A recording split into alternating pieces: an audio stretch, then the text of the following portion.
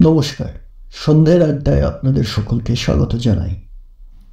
আজকের গল্পটা একটু আলাদা ধরনের। আজকের গল্পটা প্রাপ্তবয়স্কদের জন্য। অনেকেই এই গল্পটা শুনে অস্বস্তি বোধ করতে পারেন। শ্রোতাদের বলবো, সংবেদনশীল হয়ে শুনবেন। আজকের গল্প একটি এমন মানসিক অবস্থা নিয়ে যা খুবই দুর্লভ আর খুবই অজানা, যার নাম এডিপাস কমপ্লেক্স। ব্যাপারটা নিয়ে আমি বেশি বলবো না, গল্পটা শুনলেই বুঝতে পারবেন। আজকের গল্পে আওয়াজ দেওয়ার জন্য মৌমিতাকে অসংখ্য ধন্যবাদ। তাহলে শুরু হতে চলেছে আজকের গল্প। তমজিৎ বিছানায় শুয়ে আছে, তার পাতলা পা দুটো দুধারে ঝুলছে। ফোনে বসে বসে সে ইউটিউবে ভিডিও দেখে যাচ্ছে। তমজিৎ, তাড়াতাড়ি তৈরি হ। রান্নাঘর থেকে তার মায়ের কণ্ঠস্বর ভেসে এলো। তোর ক্লাসের সময় হয়ে গেছে। তমজিৎ অনিচ্ছায় বিছানা থেকে গড়িয়ে পড়ল। তার অঙ্কের টিউশনি যাওয়ার সময় হয়ে গেছে। সে রান্নাঘরে ঢুকলো, যেখানে তার মা রিয়া সকালের ব্রেকফাস্ট বানাচ্ছে। সে তার সামনে সুস্বাদু লুচি ঘুগনির প্লেট রেখে এক মুখ হাসি দিয়ে বলল, আমি তোমার পছন্দের লুচি ঘুগনি বানিয়েছি। তমজিৎ খাবার টেবিলে বসে লুচি ঘুগনি মুখে পোড়া আরম্ভ করল। তার বাবা অরুণ বেডরুম থেকে বেরিয়ে আসে, সাদা জামা আর কালো একটা প্যান্ট পরে। সে কাছের একটি বেসরকারি কোম্পানিতে কাজ করে। মাথায় কালো চুলের মধ্যে দিয়ে উঁকি মারছিল সাদা চুল, মুখে একটা হালকা কোপ, তার সাথে হালকা হালকা বলি রেখা। গুড মর্নিং বাবা। বাবা আসতেই তমজিৎ বলল। রান্নাঘরের টেবিল থেকে খবরের কাগজটা টেনে বের করে তার স্বাভাবিক সকালের আচার আচরণের মতো মুখ গুজে দিল অরুণ। ছোটবেলা থেকেই তমজিৎকে পড়াশোনার দিকে বিশেষ চাপ দিয়েছিল তারা, যাতে পড়াশোনায় ভালো নাম্বার পেয়ে একটা ভালো জায়গায় চাকরি পায়। সেটাই ছিল তাদের ছেলেকে নিয়ে স্বপ্ন। বাড়িতে অবিরাম চাপ থেকে স্কুলে তমজিৎ একমাত্র অবকাশ পেত।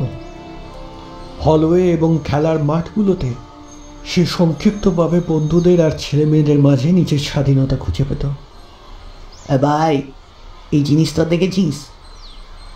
ঋষি, তমজিতের বন্ধু, একদিন লাঞ্চ ব্রেকের সময় তাকে ফিসফিসিয়ে বলল, একটা অদ্ভুত ওয়েবসাইট যার চারিদিকে উলঙ্গ দেহের ছবি খেলা করে যাচ্ছে। ঋষি ফোনের একটা ভিডিও চালিয়ে বলল, আমার কাজিন আমাকে এই আশ্চর্যজনক সাইটটা দেখিয়েছে। ভিডিওটা লোড হওয়ার সাথে সাথে তমজিতের চোখ প্রশস্ত হয়ে গেল। নিজের দেহের মধ্যে একটা শিহরণ অনুভব করল সে। তার চোখের সামনে একটি স্ত্রী আর পুরুষ একে অপরের সাথে শারীরিকভাবে মিলিত হচ্ছে। তাদের হাত একে অপরের দেহের বিভিন্ন অংশকে অনুভব করছিল। তমজিৎ নিজের প্যান্টের ভেতরে কিছু শক্ত হতে অনুভব করতে লাগল। সে নিজের বন্ধুদের থেকে ওয়েবসাইটের লিঙ্কটা খাতার পেছনে লিখে নিল। বাড়ি ফিরে নিজের ঘরে বসে ফোনে সেই ওয়েবসাইটটা খুলে দেখতে লাগলো সেই ভিডিওগুলো। ও লক্ষ্য করছিল যতক্ষণ ভিডিওগুলো দেখতো ততক্ষণ আর পড়াশোনার চিন্তা মাথায় থাকতো না, আর অন্য সময় শুধু অপেক্ষায় থাকতো কখন ভিডিওগুলো দেখতে পাবে। এরই মাঝে একদিন ওর বাবার ট্রান্সফার অর্ডার এলো। অরুণকে যেতে হবে দিল্লির অফিসে। তমজিতের মার ওপর চাপ পড়ল, বাড়িঘর একা সামলানোর। কলকাতার ঘেমো গরম যেন শেষ হবে না বলে মনে হচ্ছিল। যদিও রিয়া নিজের পুরো প্রচেষ্টা চালাতো তমজিতের পড়াশুনো আর খাওয়া দাওয়ার ওপর যেন তার নজর থাকে। কিরে, অঙ্কের হোমওয়ার্কটা শেষ করলি? সকালে টেবিলের ওপর পুরীর প্লেট ঠেলে দিল। তোর টিচার ফোন করে বলল তুই নাকি পড়াশুনো ঠিক মতো করছিস না। পুরীর টুকরোটা ছিঁড়ে ফেলতেই তমজিৎ চোখ সরিয়ে নিল। রিয়ার কণ্ঠস্বর তার কানে বাজছিল। ও কিছু না, আমি সামলে নেব। সে বিড়বিড় করে বলল, ক্লাসে যাওয়ার আগে একবার আমার সাথে বসবে তুমি অঙ্কগুলো নিয়ে। তোমার কি সমস্যা হচ্ছে একবার দেখব। তাদের খাওয়া শেষ হওয়ার পর রিয়া টেবিল পরিষ্কার করছিল। তমজিৎ লক্ষ্য করল রিয়ার গায়ে ঘামের জন্য সুতির শাড়িটা হালকা ভিজে গেছে। প্রথমবার তমজিৎ রিয়ার কোমরের ভাঁজে জমে থাকা বিন্দু বিন্দু ঘাম লক্ষ্য করল। টেবিল পরিষ্কার করার সময় এক পলকের জন্য তমজিতের চোখ পড়েছিল রিয়ার বুকের ভাঁজে। পর মুহূর্তেই লজ্জায় মুখ ফিরিয়ে দিয়েছিল সে। রিয়া যদিও কিছুই লক্ষ্য করেনি, কিন্তু তমজিতের বুকের ধুকপুকানি বেড়ে গেছিল। সেই সন্ধ্যায় তমজিৎ নিজের ঘরে দরজা লক করে মোবাইল ফোনে অ্যাডাল্ট ভিডিওর ওয়েবসাইটে ঢুকে নিজের মনে লেগে থাকা আগুন নেভানোর চেষ্টা করে চলল। কিন্তু আজ আর তার এই নগ্ন ছবি আর ভিডিও দেখে শান্তি হচ্ছিল না। মনের মধ্যে যেন কেমন এক অসম্পূর্ণতা বোধ করছিল। চোখের সামনে বারবার ভেসে উঠছিল রিয়ার কোমরে জমে থাকা ঘাম। তমজিৎ চিন্তাটা মন থেকে মুছে ফেলল। এ কি করছে ও? নিজের মায়ের ব্যাপারে এরম ভাবতেও কিভাবে পারে? টেবিলের ওপর তার অঙ্কের খাতাটা পড়েছিল। তার হোমওয়ার্ক এখনো করা বাকি। অ্যালজেব্রাটা এবার ঠিক করতে হবে তাকে। হঠাৎ কলিং বেল বাজল। দরজা খুলতেই দেখে তার মা ফিরে এসেছে সবজি বাজার করে। কাঁধের কাছে খেমে থাকার জন্য আলো পড়ে অপূর্ব লাগছে জায়গাটা। হাঁ করে দাঁড়িয়ে না থেকে এগুলো ভেতরে নিয়ে যা। হাতের সবজি ভর্তি ব্যাগ তমজিতের দিকে এগিয়ে দিয়ে বলল। তমজিৎ সবজিগুলো নিয়ে ঘরের কোণে রাখে। রিয়া বারান্দা থেকে গামছা নিয়ে এগিয়ে গেল বাথরুমের দিকে। তমজিৎ ওদিকেই হাঁ করে তাকিয়েছে। কিছুক্ষণ পর রিয়া বেরোলো পেঁচা গামছা গায়ে দিয়ে। ভেতরের ঘরের দিকে চলে গেল কাপড় পরার জন্য। তমজিৎ রিয়াকে ওইভাবে দেখে কিছুক্ষণের জন্য নিঃশ্বাস নিতেই ভুলে গেছিল। সে অনুভব করল প্যান্টের ভেতরে ওর গুপ্তাঙ্গুলো শক্ত হয়ে যাচ্ছে। সে দৌড়ে গেল ঘরের দিকে। দরজার ফাঁক দিয়ে সে দেখতে পেল রিয়াকে অন্তর্বাস করতে। না, এবার তমজিৎকে থামতে হবে। সে নিজের ঘরের ভেতর গিয়ে বন্ধ করে দিল দরজা। তমজিৎ বুঝতে পারছে ও যেটা করছে সেটা ভুল। তখনই ফোনের ঘন্টি বেজে উঠল। তমজিৎকে ফোন তুলতেই তাকে ওর বন্ধু একটা লিঙ্ক পাঠিয়েছে। ভাই, এটা একটা নতুন ওয়েবসাইট, একবার এটা দেখ। ঋষি লিখেছে। তমজিতের ইচ্ছে ছিল না, ফোনটাকে রেখে দিল। ওকে পড়াশোনায় মন দিতে হবে। তারপরেই মনে হলো একবার দেখে নিলেই হয়, কি ক্ষতি হবে? 5 মিনিট দেখেই পড়তে বসবে।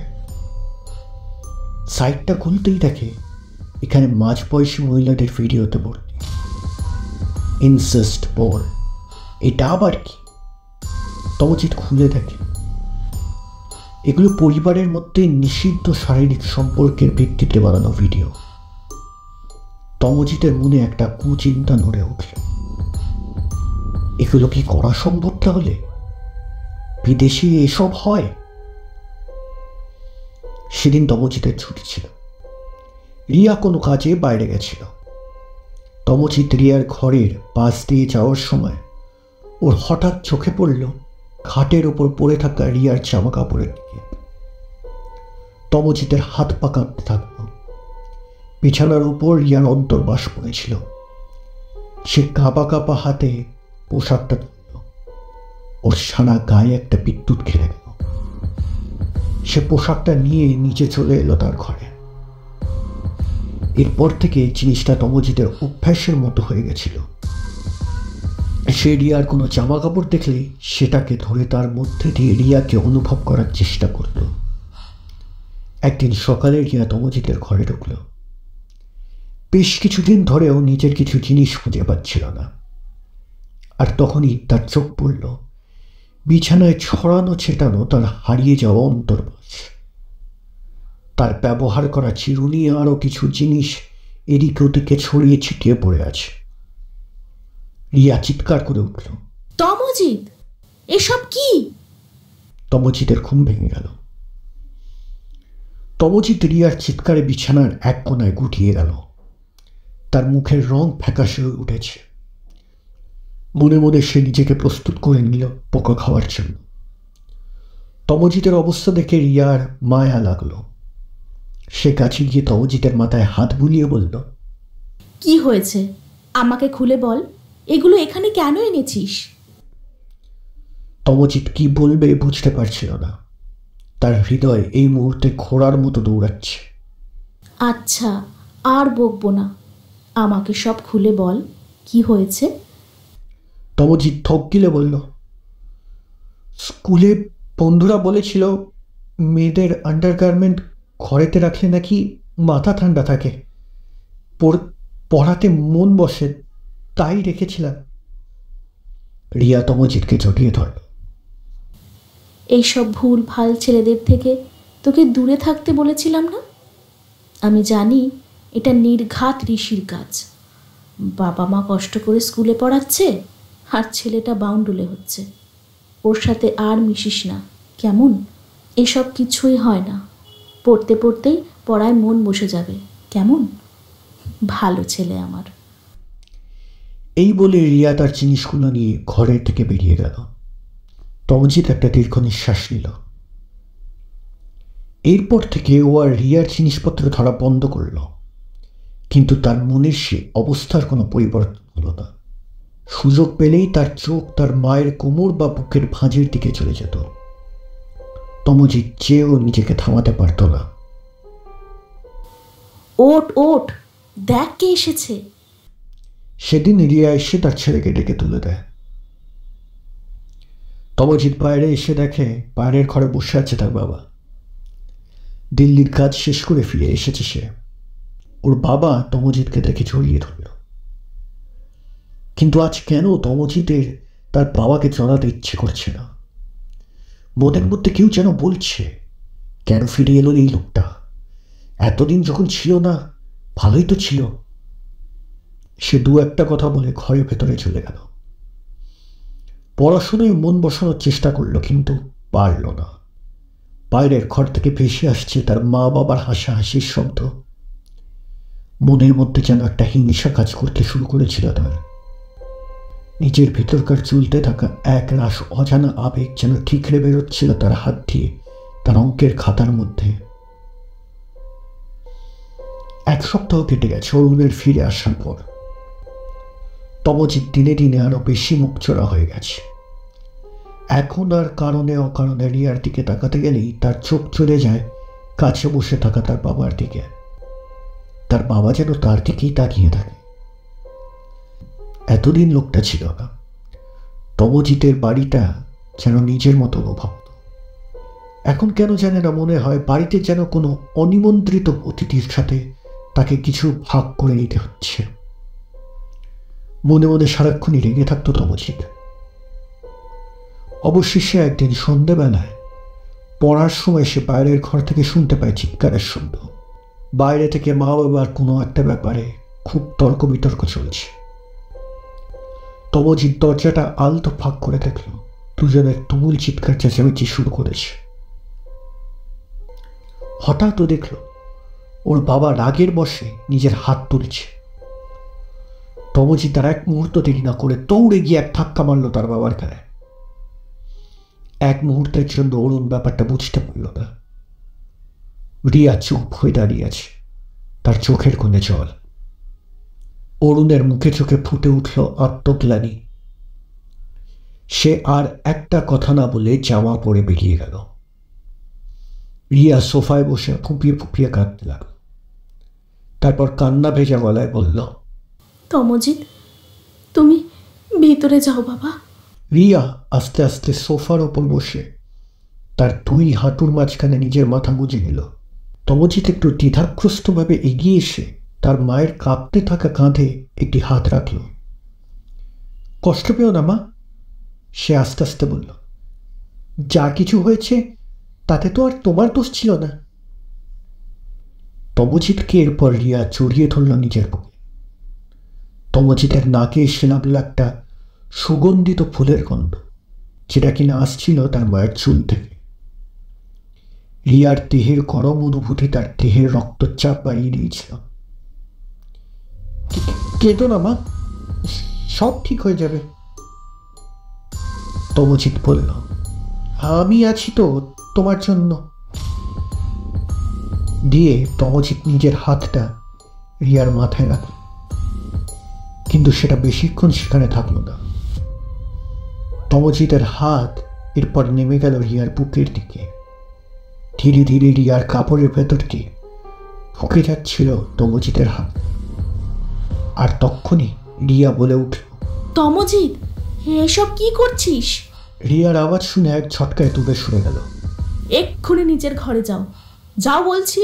রিয়ার আওয়াজে রাগ আর ঘেন্না মেশানো ছিল। তমজিৎ আর দাঁড়িয়ে না থেকে নিচের ঘরে চলে গেল। সেদিনের মতো তমজিৎ আর বাড়ির থেকে বেরোলো না। পরের দিন সকালে অরুণ ফিরে আসলে রিয়া সব কথা জানায় অরুণকে। অরুণ চুপচাপ সব কথা শুনল। সে গিয়ে তমজিতের দরজায় কড়া নাড়ল। কোনো শব্দ নেই। এরপর অরুণ দু একবার ডাকে তমজিতের নাম ধরে, কিন্তু উপাস থেকে কোনো সাড়া নেই। সেসব এসে অরুণ ধাক্কাধাক্কি করে দরজাটা ভাঙল। আর তারপরেই তাদের দুজনের সামনে ফুটে উঠল ফ্যান থেকে ঝুলতে থাকা তমজিতের দেহ। শেষ হলো আজকের গল্প। আপনাদের গল্পটি কেমন লাগলো সেটা অবশ্যই লিখে জানাবেন। গল্পটি ভালো লেগে থাকলে লাইক করবেন, চ্যানেলে নতুন হলে সাবস্ক্রাইব করবেন। ধন্যবাদ।